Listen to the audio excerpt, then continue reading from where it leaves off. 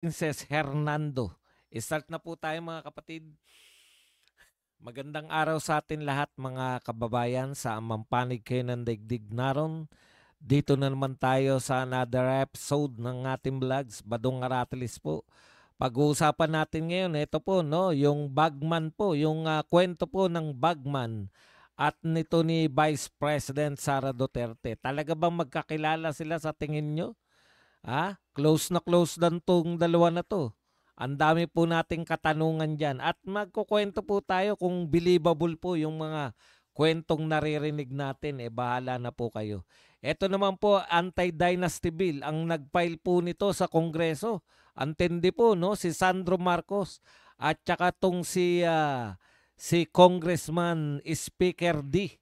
Ayan. Sila po yung pangunahing author sa House of Representatives nito pong anti-dynasty bill. Ano po ba ang katotohanan tungkol dyan? At may hamon po tayo sa kanila. At pag-uusapan din po natin, ito pong si Kuya Mon Tulfo. Yan po ang pasimuno ng isumbong mo kay Tulfo ay pinalagan nito ni Bitag. No? Ayan po, ipaparinig po natin ng kaunti yung pong pagpalag nito ni Bitag sa kanyang Kuya Mon Tulfo. Yan po mga pag-uusapan natin, pero bago yan, kung bago ka pa lang dito sa ating channel, mag-subscribe ka na. Dahil ito lang ang tanging channel na may kinikilingan, may pinapanigan, una sa balita, huli sa impormasyon, kaya ano pang hinihintay nyo? Pindot na, okay? Pag-usapan natin mga kapatid. Ayan.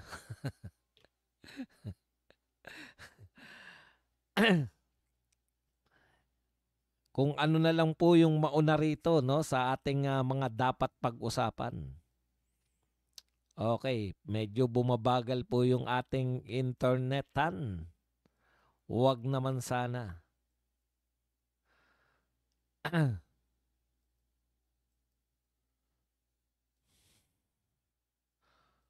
Okay, isaglit lang po, isaglit lang. Nawawalan ako ng net. Okay, dito muna tayo sa mga alam na po natin lahat, no? Alam na po natin lahat na may pinapakalat. Actually, isang media outlet pa lang yung nakikita natin yan, yung bilyonaryo, tsaka yung kamag-anak niya na politiko. Isa lang po yan eh. No? Tapos lahat po to ay may kinalaman po, pinapakalat po nila na may bagman daw po si BP Sara. Ang nakakatuwa po dyan, eto no, siyempre dala-dala na po yan ng lahat ng BBM, mga followers, BBM vloggers, BBM kung sino-sino pa na yung bagman na ito, no?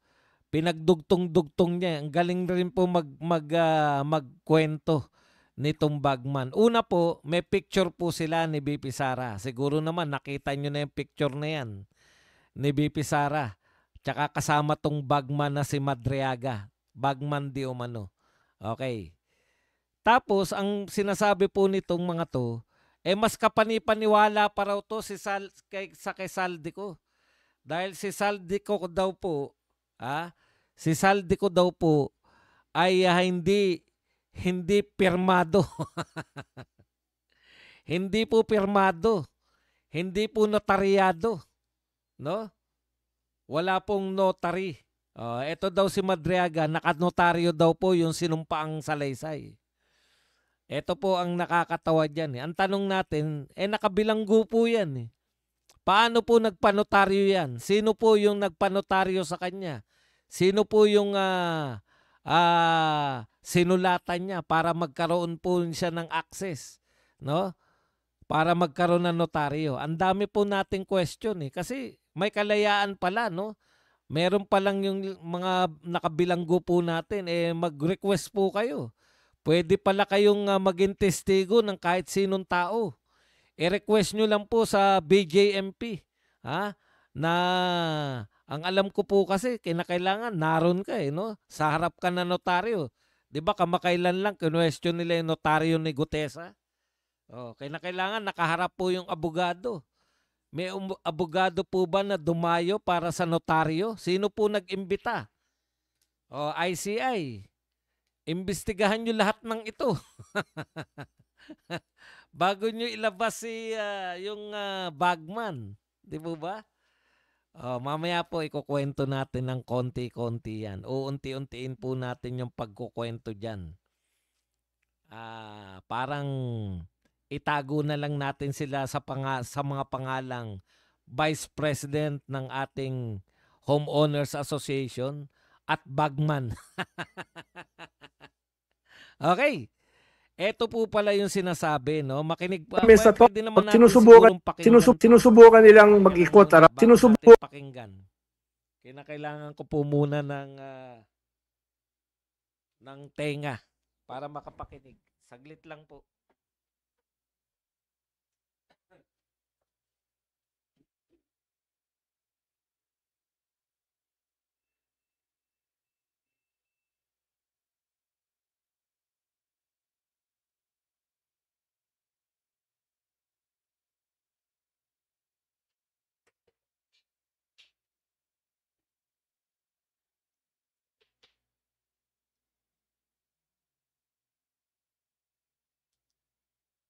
Kasi nagprograma kami kanina kaya nasa ano pala to.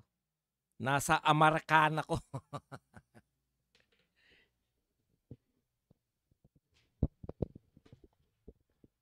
Yun.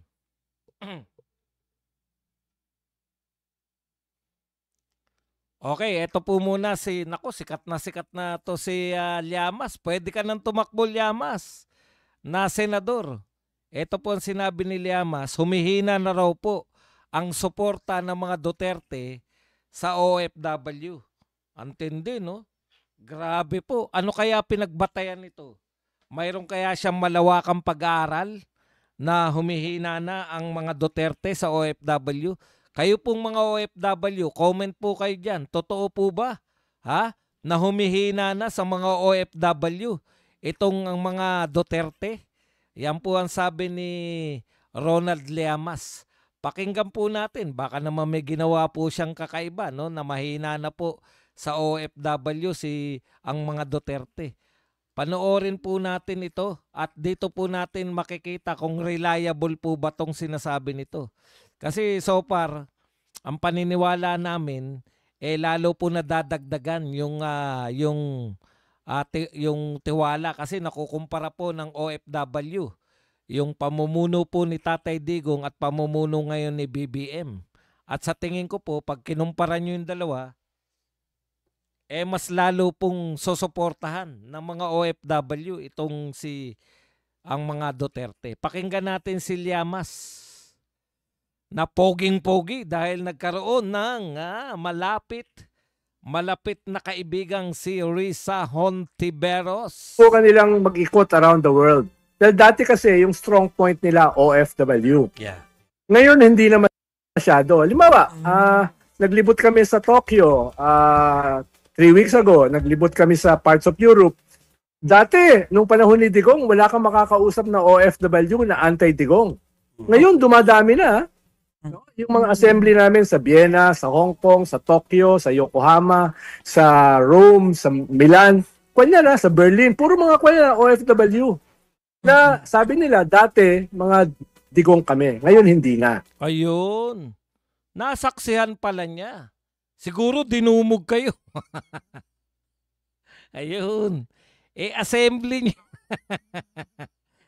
Assembly niyo yan eh. Tangengot pala to eh. Alam nga naman dayuhin yan. Meeting po nila. Ang nakaharap niya po, pro mga dilawan sa meeting nila. Paano naman kukontra yung mga dilawan paano naman aayon yung mga dilawan kay Tatay Digong? Kakampi nyo nga.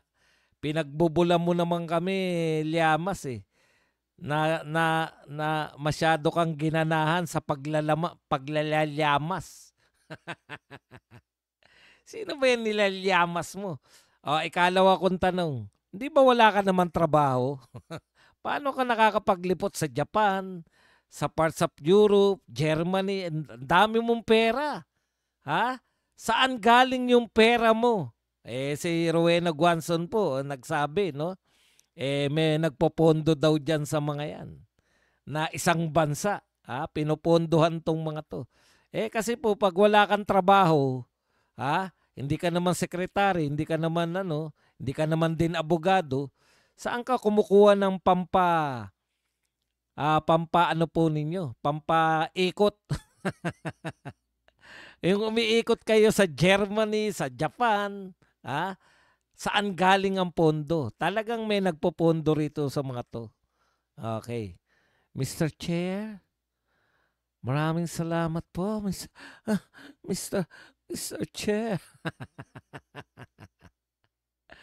Eto naman po, eto po si Charis at saka si D. Panukalang batas laban sa political dynasty inihain ni na House Speaker Representative at Speaker Boji D. House Majority Leader Representative Sandro Marcos and ang House Bill 6771 na layong wakasan ang political dynasty sa bansa. Yan. Sa ilalim ng panukalang batas, pinagbabawalang maupo sa posisyon sa gobyerno ang asawa, kapatid at iba pang kamag-anak. Sa ilalim ng 4th civil degree ng pagiging kamag-anak ng isang nahalal na opisyal. Isang anti-political dynasty bill sa 4 na prioridad na batas ni President Bongbong Marcos na maipasa sa Kongreso. Iyan po. So ang nagsusulong pala nito ay si Charis. 4th hanggang 4th degree. 4th civil degree ng pagiging kamag-anak. Napaliwanag po sa akin ng maayos yan. Yung pong mga degree ng pagiging kamag-anak, ganito po yan. Halimbawa po pinsan. Pang ilang degree po yung pinsan? Kayo po yung first degree. Diba? Sino yung kamag-anak ng pinsan mo? Halimbawa, nanay mo. Second degree, nanay. Tapos, kapatid na nanay, tiyain, third degree. Yung pinsan, fourth degree. Kasi bumababa yan. First, second degree, hindi. First degree ba? Teka, tanong lang natin ng konti. Kung yung first degree ba ay nanay? First, kayo na nga lang. Basta ganun po yung pagkakaalam natin. So hanggang pinsan, bawal. Yan po sa anti-dynasty bill. Ngayon, bakit po budol yan? Alam naman po natin na hindi naman po papasa yan. Napakatagal na po may mga nagpapasa.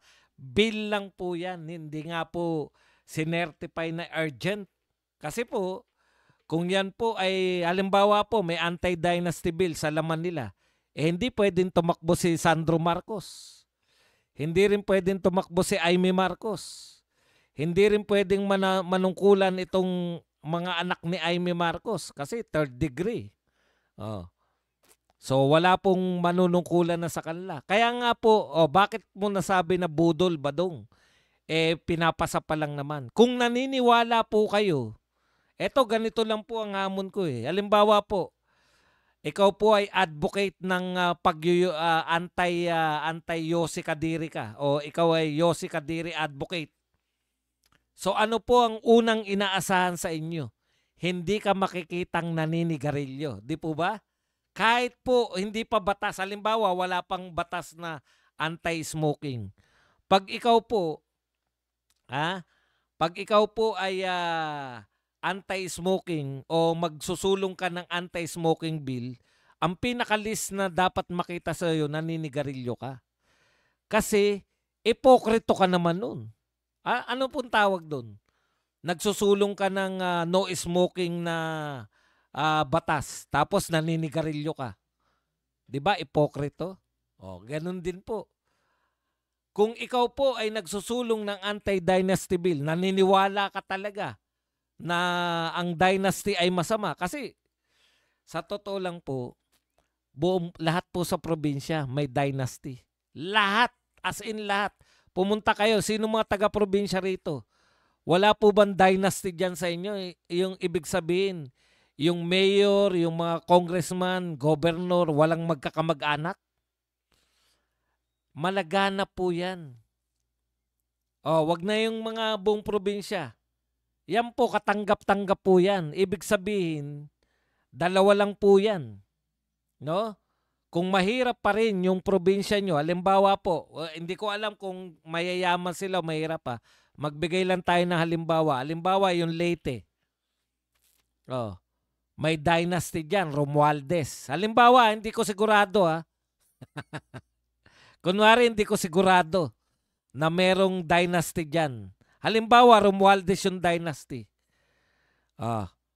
Ngayon, kung panay Romualdez po yung nananalo at mahirap yung lugar nyo, talagang pinabobo na kayo ng mga politiko dyan kasi hindi na kayo umuunlad pero binoboto nyo pa rin sila. Yun yung sinasabi natin eh, di ba? Ngayon, halimbawa naman, dyan pa rin, halimbawa na rin yan, Leyte, halimbawa maunlad. Hindi ko po alam kasi kung maunlad o hindi ang Leyte, hindi ako taga Leyte. Halimbawa po ang Leyte ang isa sa pinakamaunlad na probinsya sa buong Pilipinas.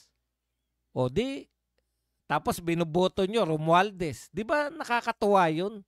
Na dahil sa magandang binigay ng mga Romualdez, ay binoboto nyo sila ng binoboto. Ako kasi wala akong pakialam sa ganito eh. Basta ang importante sa akin, mahalal ng tao. Ganyan po sa mga probinsya kasi mawawalan po ng mga kalaban yung mga yan.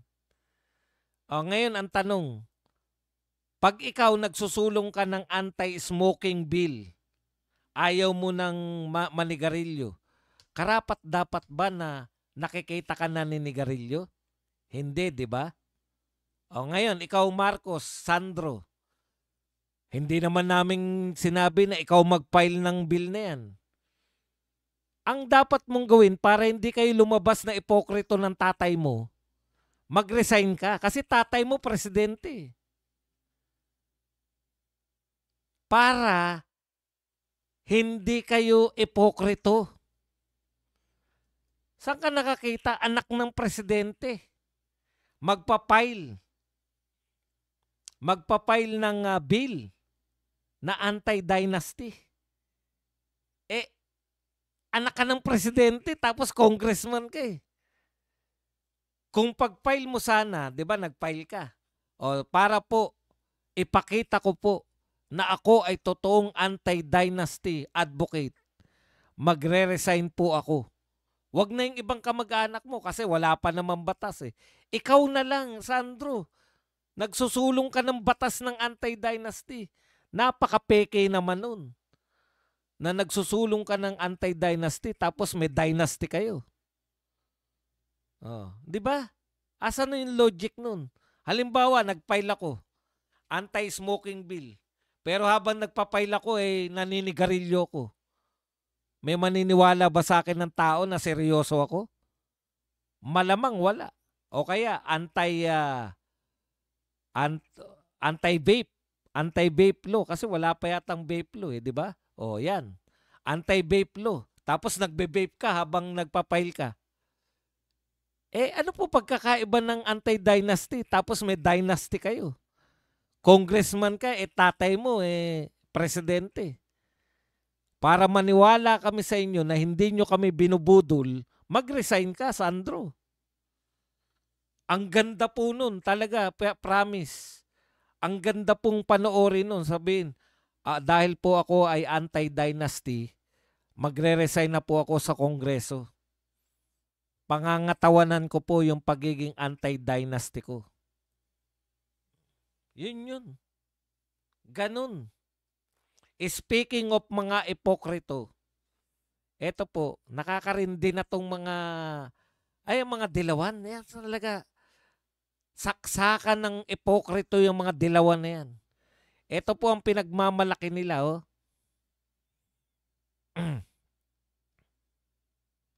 Wala pong pinagmalakihan kundi yung mga batas na sinusulong-sulong nila. Kala mo naman napakagagaling na tao. Nasaan na ba yun? Nawala na. Visit na yan. Nawala na yung mga tinantusan ko. Binubura yata ako ng mga tinantusan ko eh.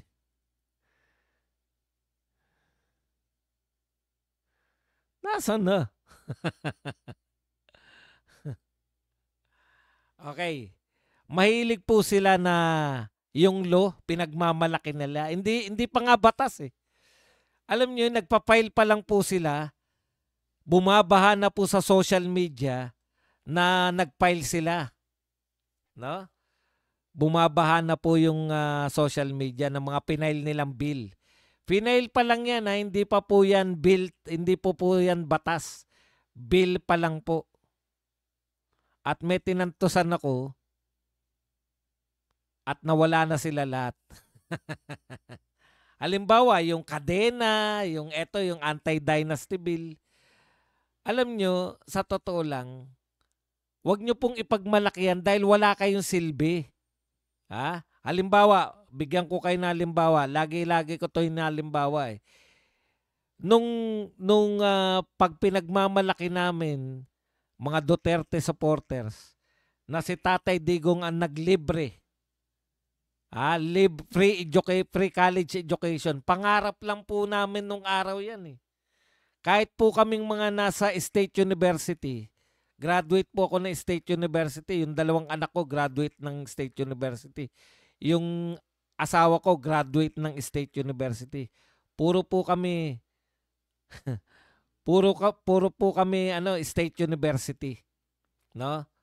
Okay. Nung kami po ng asawa ko tsaka yung dalawang anak ko, may bayad pa po kahit State University kasi panahon pa ni yung mga dalawang anak kong panganay panahon pa ni Pinoy nung nag-aral sila.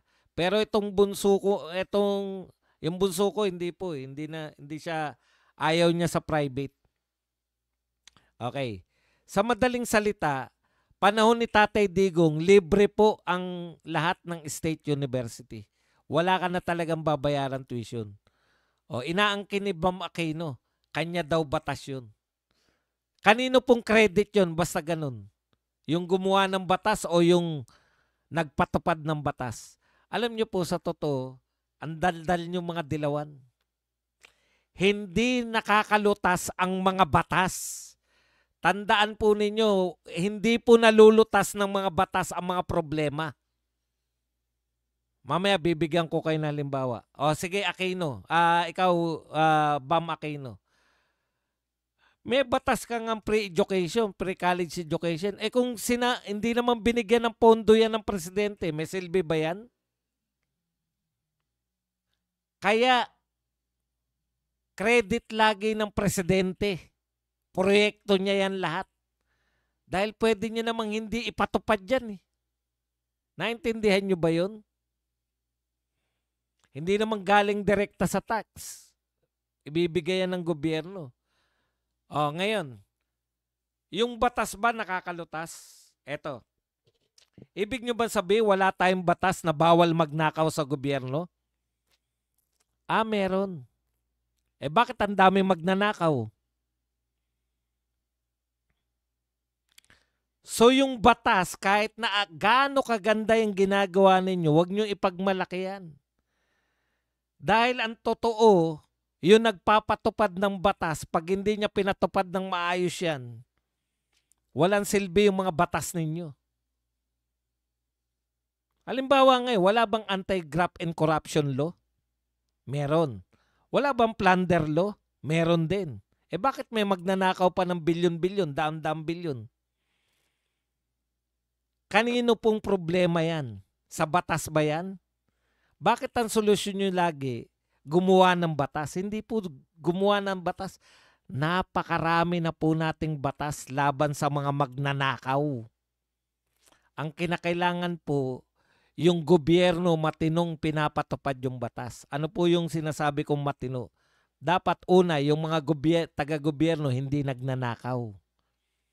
Dapat sila yung nagpapakulong sa mga magnanakaw, hindi yung sila yung nagnanakaw mismo. O kaya kami, wag nyo kaming binubudol kayong mga dilawan. Sa kampanya laban sa korupsyon, wala kayo talagang ginawa. Hindi nyo nga mapangalanan si Martin.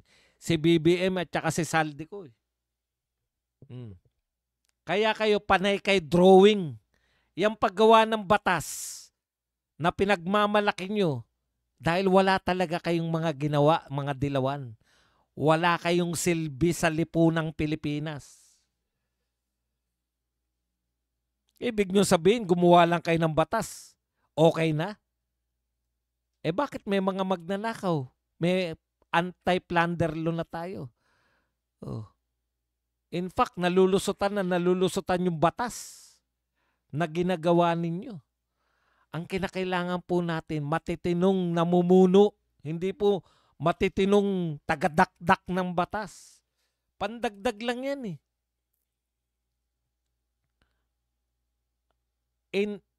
Independent People's Commission. Maganda lang pong pakinggan yan. Meron na po tayong ombudsman.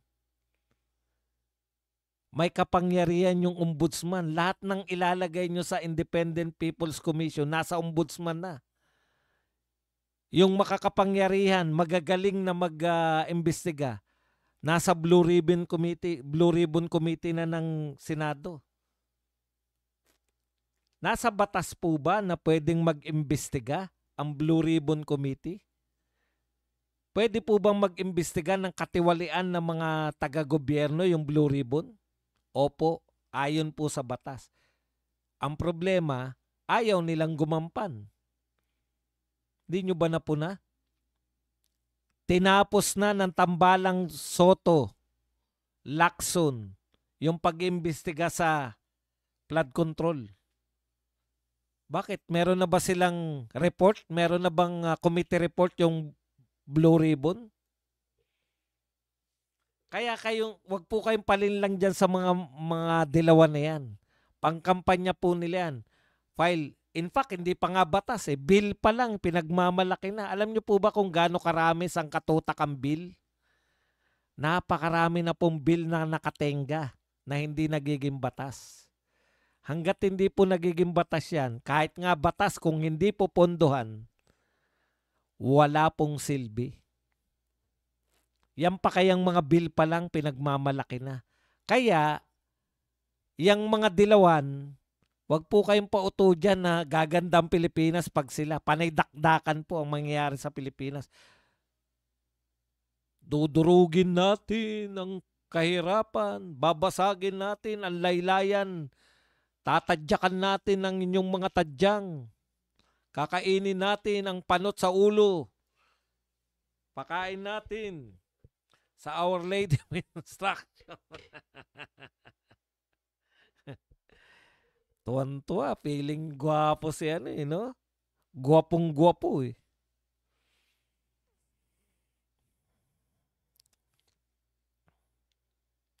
Thank you very much kay Mocha Princess OFT sa $5 na pangkape. Iyan. Uso pa po ang magpakape ha. Huwag po kayong mahihiyang magpakape. Sige. Punta pa po tayo sa mga Bikoy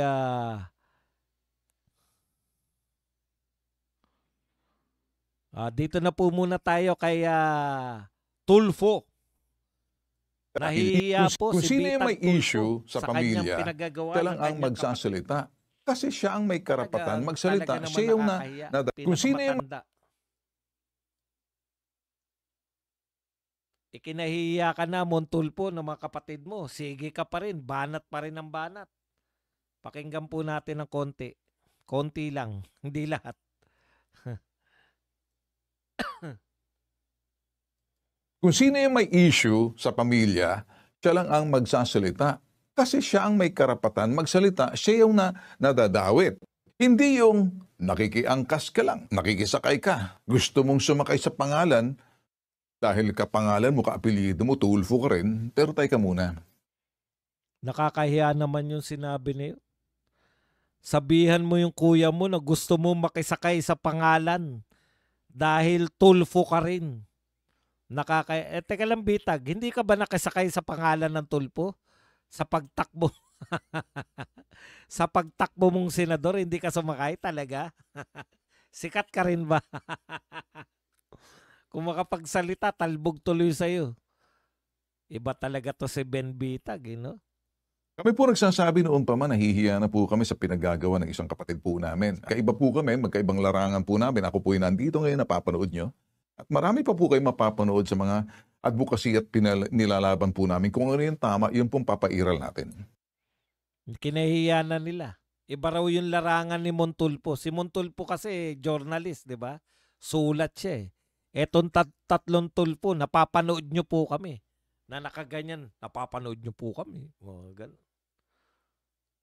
Kami po sa Bitag, hindi po namin kinukonsente yung mga gawaing mali. Na again, hindi ko sinasabing mali po yung kapatid ko at guilty po siya. Hindi po. Isa lang po ang pamantay ng Bitag. Ang mali ay mali.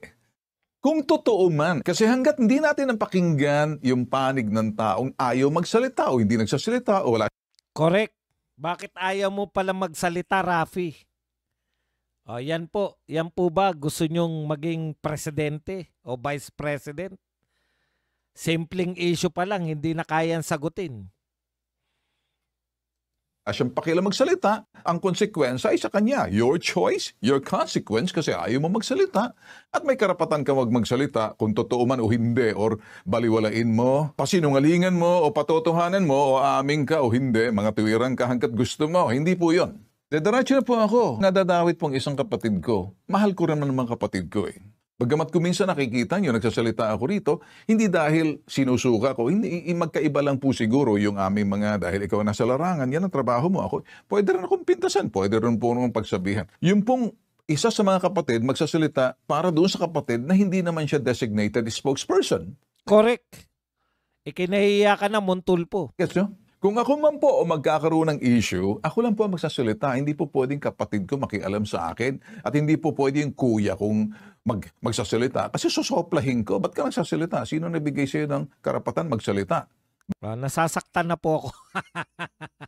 Nasasaktan na po ako para kay Tulfo. Hindi po ba? Tama naman. Ano ba karapatan mo magsalita para sa kapatid mo, Montulfo? O, eto pa po ang masakit niyan. Gusto mong paniwalaan ka namin? Mocha, thank you very much ulit sa padoble. Yan. Eto po. Para silang male version ng Barreto Sisters, yung away at baho ng pamilya nila. Lumalabas mismo sa mga bibig nila. Correct, no? Pero magaganda po yung pinunto doon ni Ben Bitag Tulfo, ha? Ha? Pag hindi ka naman concerned, huwag ka dapat makialam, lalo na kung hindi ka naman ginawang spokesperson. O, eto lang po ang masasabi natin panghuli dyan. Kung yung kapatid niya hindi naniniwala kay Montulfo, tayo pa ba dapat maniwala dyan sa tao na yan? Kasi po talaga namang hindi po siya nakakatulong sa cause ni Rafi Tulfo. Di ba? Kung totoo po, totoo man o hindi, na merong inoffer na indecent proposal si Rafi Tulfo, no, doon sa Viva Max Babe. Yun na nga, katawan po ni Rafi Tulfo yun. Pero yung kung ang objective mo, kung ang objective mo, Montulfo, ay tulungan yung kapatid mo, mukhang baliktad yung nagagana.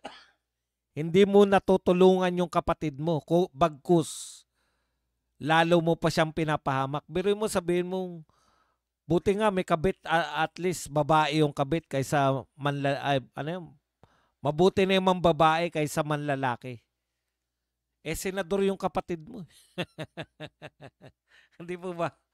Thank you very much, Mocha Princess, sa iyong padobleng pakape. Okay, punta na po tayo rito sa pinakamainit po, no? Ito po eto pong kwento ko na to, kahawig ng mga panyanyari ngayon. Kasi siyempre, ayaw naman nating maging chismoso. Kasi po, chismis lang talaga tong ginagawa nila kay Vice President Sara Duterte. Kaya ayoko pong ikwento yung sinasabi nila kay Sara Duterte kasi chismis lang eh. Eto po, kahawig. Kahawig ng tunay na pangyayari. Ha?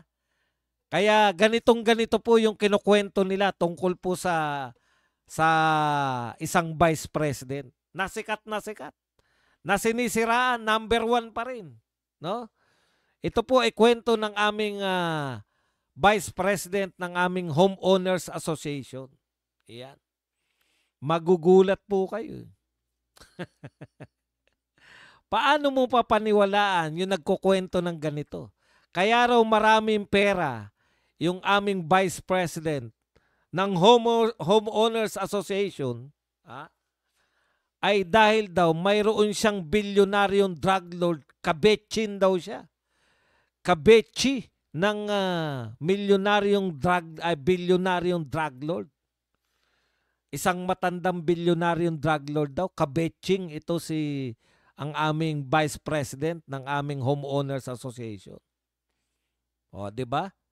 Pero, ayon din dyan sa kwento na yan, ito naman pong aming Vice President ay may asawang pogi na drug lord din. Ba? May drug lord din na asawa tapos kumabit pa sa mayamang drug lord na matanda na. Tapos may poging drug lord din dahil involved daw dun di umano. Sa may facelifter. Magnetic lifter. Drug lord yung asawa. Nangabit pa ng matandang drug lord. At hindi pa dyan tapos ang kwento ng mga chisms. Ng mga chismosa. Hindi kasi ganyan po kagrabe. Totoo po to. Ganito po talagang kwento nila. Hindi pa tapos dyan. Napapabalita rin na itong aming Vice President ng Homeowners Association ay tiborsya din.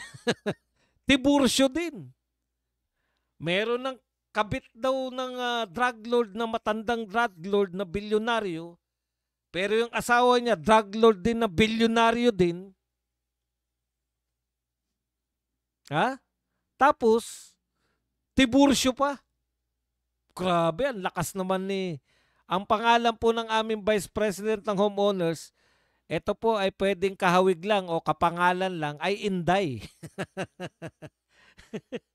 Si Vice President Inday daw po, ng homeowners namin, ay may kabetching... Thank you very much kay Gemma Husayan na nagbigay sa atin ng panggatas. Sagana na raw ako sa pakape. Gatas naman, 69 THB. Si Vice President Inday ng aming homeowners, bukod po sa kabetching ng matandang drug lord na bilyonaryo, ay asawa rin siya ng drug lord na bilyonaryo din, na pogi. Anak ng tinapay, oo. Di ba? At tapos yung kanyang assistant, yung pinaka kanang kamay niya doon sa homeowners, sa Vice President Homeowners Association, bilang Vice President, yung kanyang numero 1 alalay, ay karelasyon niya rin. Babae ito, tiborsyo pa rin. Napakalakas naman ng aming Vice President. Lahat ito ay kayang gawin. Ang tindi. Hindi pa po dyan natatapos. Bukod po sa tiborsyo na, may asawang pogi, drug lord, na bilyonaryo, meron pong kabetsin pa ng medyo matanda na, meron pa pong kabetsin na basketball player, na batang-bata. Ang tindi talaga ng power.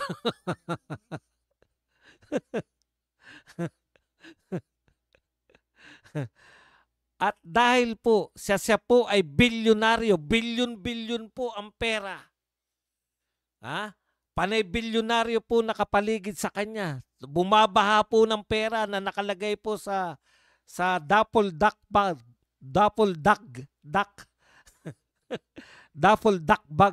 na dinadala sa kanya ng malapit sa kanya. Sa sobrang lapit po ng kanyang bagman, eto, magugulat kayo, kapit po kayo. Sa sobrang lapit po sa kanya ng kanyang bagman, ay meron po silang iisang picture lang. Ang lapit nyo naman ng bagman. Mayroon silang iisang picture. Alam po ninyo, itong Vice President namin ng Homeowners Association, paminsan-minsan po pag may activity yan, nagpapapicture po yan. Talaga, pipila po yung mga tao. Ako po pumila dyan minsan eh. May picture po kami niyan ng Vice President namin. Oo, maganda eh. Biruin mo. Ang dami na po. Ang lakas sobra. Meron pang basketball player. Pero bagamat bilyon-bilyon po ang pera, nang nenok pa ng 125 million. Nang nenok pa ng barya. Ay sobrang close po sila ng bagman. Katunayan po may isang picture. Isang picture po. Ganun po sila ka-close. Kaya talagang maniniwala ka po sa kwento. Sobrang close. Isa lang po ang picture.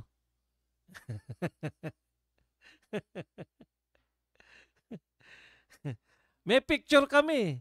Baka maano rin ako, nakabetchin ko rin yan. Oh my God. Sabi.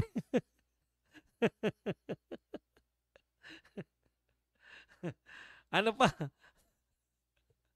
Yun yung hinahanap ko, yung kwento na yun. Nawala na eh. Pero hanggang doon lang sana namalayan. At eto pa, ang isa, ayan po, silang mag-asawa po. Yung asawa niya na bilyonaryo, na involved din sa droga, yung magnetic filter, kanila pala yun. Sa kanila pala napunta yun. Ang tagal pong hinanap kung sino. Sila lang po pala ang sa kanila po pala napunta yung droga doon sa magnetic filter na yun. Ang galing po, natahi pa. At eto pa po, yung bagman niya, nakakulong po yun. Siya din daw yung hinihinala na kinakausap ng aming Vice President ng Homeowners Association. Kasi minsan po nagbantayan eh. Nagwala po yung Homeowners Association Vice President namin. Sabi niya, pag ako tinigok nyo, meron na akong kinakausap para kayo paghigantihan ako. Ipaghiganti niya ako. Dahil sa sobrang close sila, yung Vice President mismo namin ang nagpupunta doon sa kulungan nung bagman. At siya pala yung kinakausap na si John Wick. Si alias John Wick, yung pala. Yung pala yun. Siya pala yun. Antindi, no? Sikat po yung ano namin eh. Kasi artistahin eh. Sikat na sikat yan. Wala po nakapagbalita na dumadalaw po sa kulungan ni isang tao sa loob ng 3 taon o kung ilang taon yan dinadalaw yun. Wala po nakakita. Siguro pinapapakit po o lahat po ng tao may darating po na Vice President ng Homeowners Association. Ha? Lahat po ng tao pipikit po. Huwag po kayong magmumulat. Wala po dapat nakakakita rito na siya ay dumadalaw. Pero alam po nung bagman na dinadalaw siya. Antindi. Alam niyo po, yung Vice President namin na to, nung nagpunta po sa isang bansa, lahat po ng CCTV nakatingin sa kanya eh. Hindi po nakakaligtas eh. Nabalita kagad. Hindi pa po nakakalapag yung eroplano. Balita na po na umalis yung ating Vice President ng Homeowners Association. Umalis po, pinakita na kagad. Hindi pa nakakalapag yung eroplano. Ito po, taon nang binibilang. Pabalik-balik dun sa kulungan. Walang nakakita kahit isa. Antindi.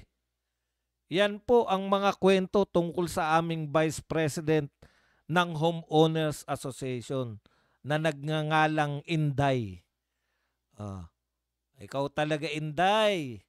Tapos nagawa mo pa, bilyonaryo ka na. Bilyonaryo ka dahil kabetchin ka ng matanda. Bilyonaryo ka dahil asawa mo bilyonaryo. Nagneno ka pa ng 125, pinangalan mo pa sa Chippy. Anak ng tinapay ka talaga, Inday, oo. Kapani-paniwala yung kwento sa'yo. Sino po maniniwala? Siyempre, tayong lahat maniniwala, di ba?